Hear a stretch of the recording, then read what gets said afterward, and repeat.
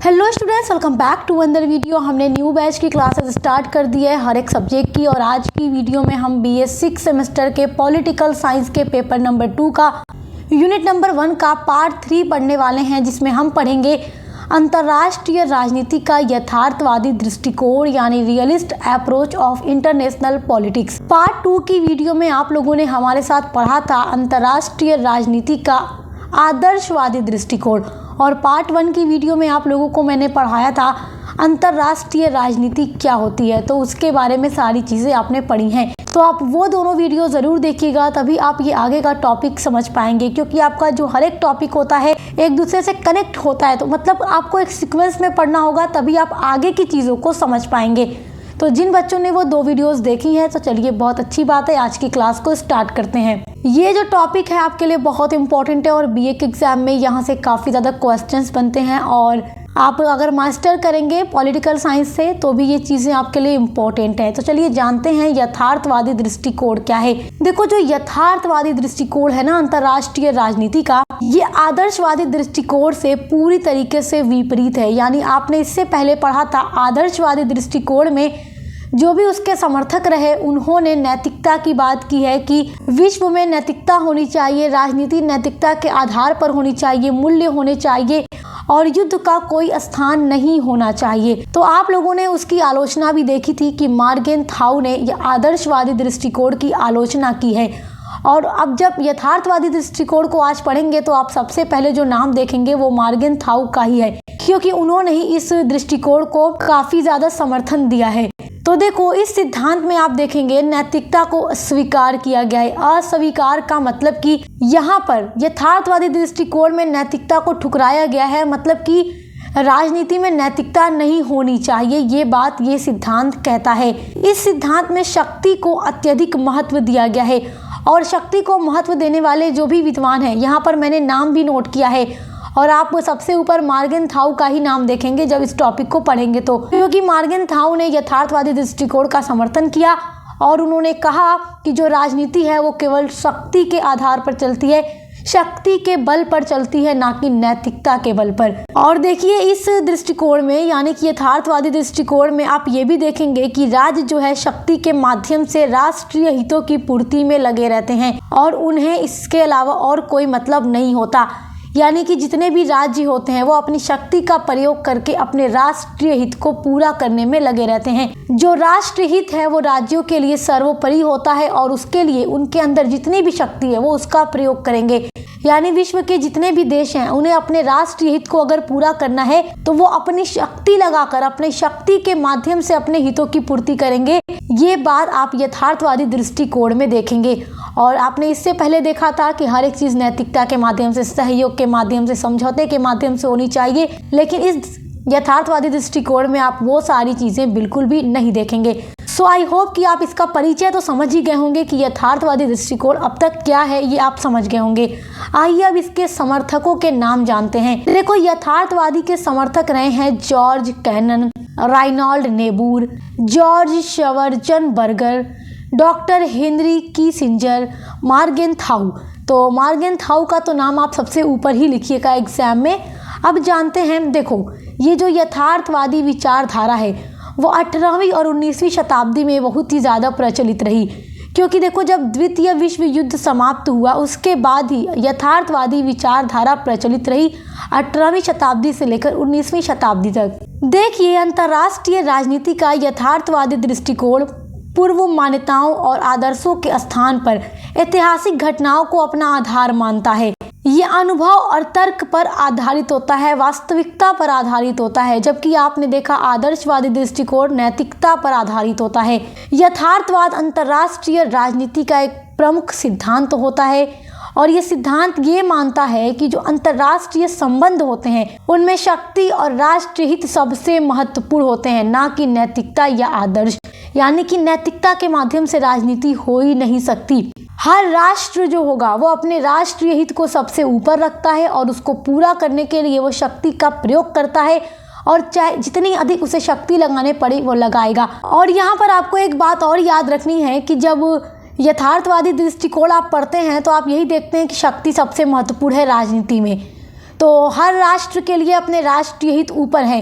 तो हर राष्ट्र अब यही चाहेगा कि उसकी शक्ति जो हो बहुत मजबूत हो, मतलब वो एकदम शक्तिशाली राष्ट्र बने, क्योंकि उसके लिए जब उसके राष्ट्र हित सबसे ऊपर होंगे तो वो खुद को और ज़्यादा शक्तिशाली बनाना चाहेगा कि वो अपनी शक्तियों का प्रयोग करके अपने पूरे हितों की पूर्ति कर सके।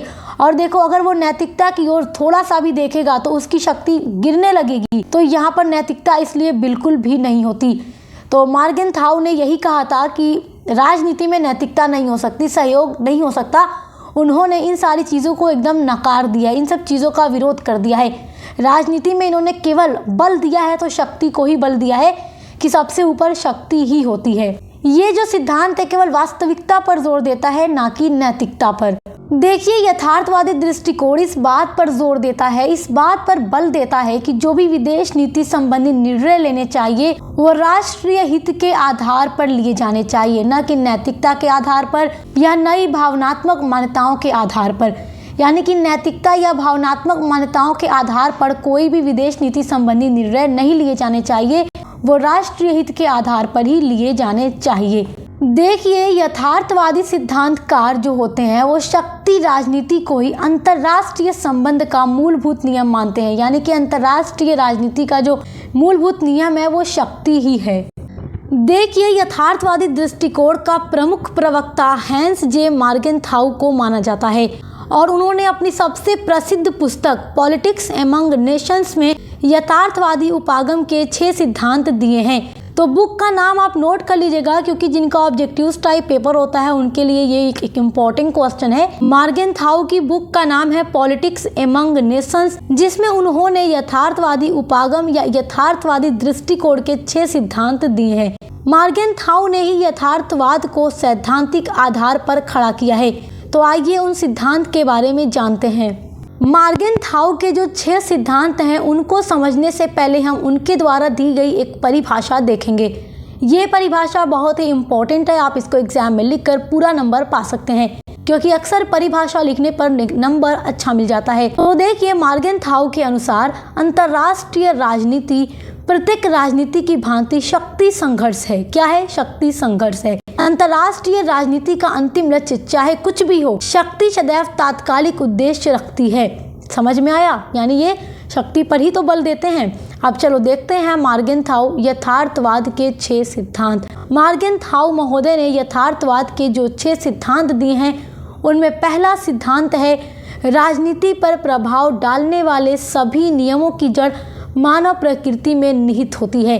तो यहाँ पर देखो, हम 6 सिद्धांत को देखने के बाद एक एक सिद्धांत को अभी और डिटेल में समझेंगे, क्योंकि ये सारे सिद्धांत आपके एग्जाम के लिए इम्पोर्टेंट हैं। तो चलिए देखिए, अब दूसरा सिद्धांत है राष्ट्रीय हितों को एक शक्ति के रूप में परिभाषित किया जा सकता है। सभी को अभी डिटेल में समझेंगे। मॉर्गनथाउ के यथार्थवादी में जो तीसरा सिद्धांत है वो है राष्ट्र हित का कोई निश्चित अर्थ नहीं होता है। चौथा सिद्धांत है विवेक राजनीति का उच्चतम मूल्य होता है। 5वां सिद्धांत है राष्ट्र के नैतिक मूल्यों को सार्वभौमिक मूल्यों से पृथक मानना चाहिए। और छठा सिद्धांत है राजनीतिक क्षेत्र की स्वायत्तता। अब देखो, ये आपने देखा मॉर्गनथाउ के 6 यथार्थवादी दृष्टिकोण के सिद्धांत। आइए अब 6 सिद्धांत को डिटेल में बारी बारी समझते हैं। तो सबसे पहले हम मॉर्गनथाउ का पहला सिद्धांत समझेंगे। पहला सिद्धांत है राजनीति पर प्रभाव डालने वाले सभी नियमों की जड़ मानव प्रकृति में निहित होती है। यानी किसमें निहित होती है? मानव की प्रकृति, मानव प्रकृति में, मानव के स्वभाव पर। ये बात याद रखना।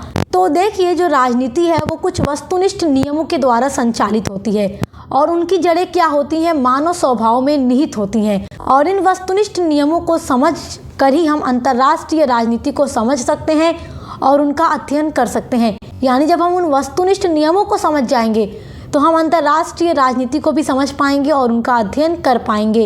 इन वस्तुनिष्ठ नियमों को जानने के लिए हमें पहले मानव संबंधों के इतिहास का अध्ययन करना होगा कि मानव संबंध क्या है, उनके इतिहास को जानना होगा और फिर उसी के माध्यम से हम तथ्य और तर्क पर आधारित राजनीतिक सिद्धांत की रचना कर सकते हैं। तो ये पहला सिद्धांत याद रखिएगा, बहुत ही इम्पोर्टेंट है एग्जाम के लिए। मॉर्गनथाउ का जो दूसरा सिद्धांत है वो है राष्ट्रीय हितों को एक शक्ति के रूप में परिभाषित किया जा सकता है।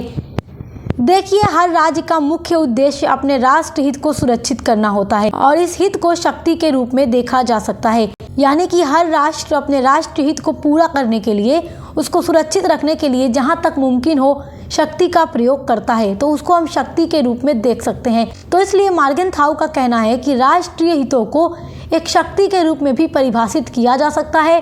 मॉर्गनथाउ का ये जो सिद्धांत है राजनीतिक यथार्थवाद का केंद्र बिंदु है और राष्ट्रहित शक्ति के रूप में ही मान्यता देता है और राष्ट्रहित के आधार पर ही विदेश नीति का निर्माण होना चाहिए, ये बात भी मॉर्गनथाउ मानते हैं।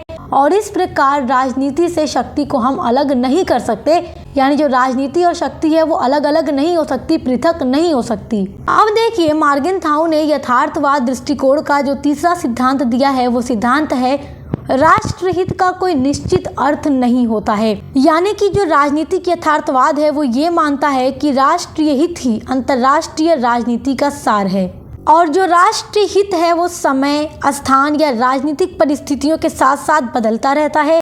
इसीलिए इसका कोई निश्चित अर्थ नहीं होता है, क्योंकि राष्ट्रीय हित सदैव परिवर्तनीय होते हैं, बदलते रहते हैं। इसीलिए देखिए, एक सफल राजनेता के लिए ये आवश्यक है कि वह इस राष्ट्रीय हित को बदलती हुई परिस्थिति के अनुसार ढालने का प्रयास करता रहे और उसमें आगे बढ़े, यानी सफल होता रहे। क्योंकि मॉर्गनथाउ का मानना है कि ये राष्ट्रीय हित बदलते रहते हैं और सफल राजनेता के लिए ये जरूरी है कि वो राष्ट्रीय हित को बदलती हुई परिस्थिति के अनुसार ढालने का प्रयास निरंतर करता रहे। अब देखिए, मॉर्गनथाउ ने जो यथार्थवाद दृष्टिकोण का चौथा सिद्धांत दिया है वो है विवेक राजनीति का उच्चतम मूल्य। देखिए, इसमें कहा गया है कि यथार्थवाद के अनुसार सार्वभौमिक नैतिकता के आधार पर राष्ट्रों का क्रियाकलाप संभव नहीं है। इसमें क्या बात कही गई इस सिद्धांत में कि जो सार्वभौमिक नैतिकता है इसके आधार पर राष्ट्रों का क्रियाकलाप संभव नहीं होता। यथार्थवाद के अनुसार राष्ट्रों को नैतिक सिद्धांतों का पालन विवेक और संभावित परिणाम के आधार पर ही करना चाहिए। देखिए, सार्वभौमिक नैतिकता के बजाय शासकों को विवेक का उपयोग करना चाहिए, यानी कार्यों के परिणामों का मूल्यांकन करना चाहिए। मॉर्गनथाउ का यथार्थवाद दृष्टिकोण का जो पांचवा सिद्धांत है वो है राष्ट्र के नैतिक मूल्यों को सार्वभौमिक मूल्यों से पृथक मानना। पृथक का मतलब अलग मानना, यानी जो राष्ट्र के नैतिक मूल्य होते हैं उनको सार्वभौमिक मूल्यों से अलग मानना चाहिए। देखो, जो सार्वभौमिक नैतिक मूल्य हैं उनको राष्ट्रों के नैतिक मूल्यों पर लागू नहीं किया जा सकता है, क्योंकि राज्यों को अपनी परिस्थितियों के अनुसार अपने नैतिक मूल्यों में परिवर्तन करना पड़ता है, तो इसलिए ये चीजें पृथक माननी चाहिए। तो देखिए, इसीलिए जो सार्वभौमिक नैतिक मूल्य होते हैं वो अलग होते हैं और जो राष्ट्र के नैतिक मूल्य होते हैं वो अलग होते हैं। जो सार्वभौमिक नैतिक मूल्य हैं उनको राष्ट्र के नैतिक मूल्यों के ऊपर लागू नहीं किया जा सकता, क्योंकि राज्य अपनी परिस्थितियों के अनुसार अपने नैतिक मूल्यों में बदलाव कर सकता है। अब देखिए, जो छठा सिद्धांत है मॉर्गनथाउ के अकॉर्डिंग वो है राजनीतिक क्षेत्र की स्वायत्तता। स्वायत्तता का मतलब है स्वतंत्रता या स्वतंत्र होना। देखो, मॉर्गनथाउ के अनुसार, यानी मॉर्गनथाउ का कहना है कि राजनीति का जो क्षेत्र है वो स्वतंत्र है, फ्री है। जिस तरह से अर्थशास्त्र या नीति शास्त्र, विधि शास्त्र स्वतंत्र विषय हैं, बिल्कुल उसी तरीके से राजनीति जो है वो भी एक अलग विषय है, एकदम स्वतंत्र विषय है। देखो, जो यथार्थवादी चिंतक हैं वह राजनीति में केवल राजनीतिक क्रियाकलापों को ही स्वीकार करते हैं। उनका कहना है कि राजनीति का जो क्षेत्र है वो स्वतंत्र है, उसी तरीके से स्वतंत्र है जैसे विधि शास्त्र, अर्थशास्त्र, नीति शास्त्र स्वतंत्र हैं एक विषय के रूप में, बिल्कुल वैसे ही राजनीति भी है, क्योंकि इसमें केवल राजनीतिक क्रियाकलापों को ही स्वीकार किया जाता है। गैर राजनीतिक जो क्रियाकलाप हैं उनको राजनीति के क्षेत्र में स्वीकार नहीं किया जाता। तो आई होप कि आप मॉर्गनथाउ ने जो सिद्धांत दिया है यथार्थवादी दृष्टिकोण का, जो 6 सिद्धांत दिया है, आप उसको समझ गए होंगे। अब देखिए, ये जो यथार्थवादी दृष्टिकोण है इसकी भी आलोचना की गई है। जिस तरीके से आपने इसके पहले वाली वीडियो में देखा था कि जो आदर्शवादी दृष्टिकोण है उसकी आलोचना मॉर्गनथाउ ने की थी, उसके बाद मॉर्गनथाउ का ये अपना सिद्धांत है जो अभी आपने पढ़ा है, लेकिन उसके बाद मॉर्गनथाउ के भी इस दृष्टिकोण की आलोचना की गई है। तो आइए इसकी आलोचना को समझते हैं। आइए अब यथार्थवादी दृष्टिकोण की आलोचना देखते हैं कि इसकी आलोचना कैसे की गई है। इस इसकी आलोचना में अगर हम पहला पॉइंट देखें तो वो है शक्ति को अत्यधिक महत्व देना। देखो, जितने भी यथार्थवादी दृष्टिकोण के समर्थक रहे हैं उन्होंने शक्ति यानी पावर को ही अधिक बल दिया है और सबसे ऊपर उन्होंने पावर को ही रखा है कि राजनीति शक्ति के आधार पर ही होती है, नैतिकता के आधार पर नहीं हो सकती। तो देखिए, जब हम मॉर्गेनथाउ के सिद्धांत को पढ़ते हैं तो उसके बाद उसकी आलोचना को समझने में आसान हो जाता है। देखो, मॉर्गेनथाउ ने अंतर्राष्ट्रीय राजनीति को शक्ति संघर्ष तक सीमित कर दिया है। उन्होंने नैतिकता, कानून, सहयोग और आदर्श की भूमिका को कम आंका है। यानी राजनीति में उन्होंने इन सब चीज़ों को कम आंका है, उन सब चीज़ों को अस्वीकार किया है, एक्सेप्ट नहीं किया है। राजनीति के अंदर उन्होंने जिस चीज़ पर अधिक बल दिया है वो केवल शक्ति है। वास्तविकता में अंतर्राष्ट्रीय संबंध जो है वो केवल शक्ति पर आधारित नहीं होते, बल्कि सहयोग और समझौते भी महत्वपूर्ण होते हैं। अगर आप देखेंगे तो जो राजनीति चल रही है अंतर्राष्ट्रीय लेवल पर, आप अगर राजनीति को देखेंगे तो वहाँ केवल शक्ति ही नहीं होती, वहाँ सहयोग, समझौता भी आपको देखने को मिलेगा। इसलिए कुछ लोगों ने यथार्थवादी दृष्टिकोण की आलोचना करते हुए ये भी बात कही है कि राजनीति में केवल हमें शक्ति ही नहीं देखने को मिलती, इसमें हमें सहयोग और समझौता भी देखने को मिलता है और कहीं ना कहीं ये चीज़ें भी राजनीति में होती हैं। जबकि यथार्थवादी जो भी समर्थक रहे हैं उन्होंने केवल शक्ति को ही महत्व दिया है, समझौता है या फिर जो भी नैतिकता है और जो सहयोग है, आदर्श हैं, उसको यहाँ पर अस्वीकार कर दिया है, यानी कि एक्सेप्ट नहीं किया है। उसके अलावा अगर हम दूसरा पॉइंट देखें तो वह है मानव स्वभाव पर अत्यधिक निर्भरता। देखिए, उदारवादी आलोचक कहते हैं कि मॉर्गेनथाउ मानव स्वभाव को केवल सत्ता, लोलुपता के रूप में देखते हैं, जबकि मानव में परोपकारी और सहयोगात्मक प्रवृत्तियां भी होती हैं जिसे मॉर्गेनथाउ अनदेखा करते हैं। क्योंकि जो मानव स्वभाव है उसके अंदर हम सहयोग की भी भावना देखते हैं, लेकिन जब मॉर्गेनथाउ यथार्थवादी दृष्टिकोण का सिद्धांत देते हैं तो वो इन चीज़ों को अनदेखा कर देते हैं। तो इस तरीके से यथार्थवादी दृष्टिकोण की आलोचना की गई है। आई होप कि आप अंतर्राष्ट्रीय राजनीति का यथार्थवादी दृष्टिकोण या यथार्थवादी उपागम भी इसको कहते हैं, आप वो बहुत अच्छे से समझ गए होंगे। तो देखिए, इसी तरीके से हम आपके हर एक यूनिट के टॉपिक पर वीडियोस लेकर आ रहे हैं, पॉलिटिकल साइंस के पेपर 1 एंड पेपर 2 दोनों की। और इसके अलावा अदर कोई सब्जेक्ट आप पढ़ते हैं तो उसकी भी क्लासेस आपको हमारे चैनल पर मिलेंगी। तो देखकर अच्छे से पढ़ाई करते रहिए। Best of luck. अब मिलते हैं अगली वीडियो के साथ।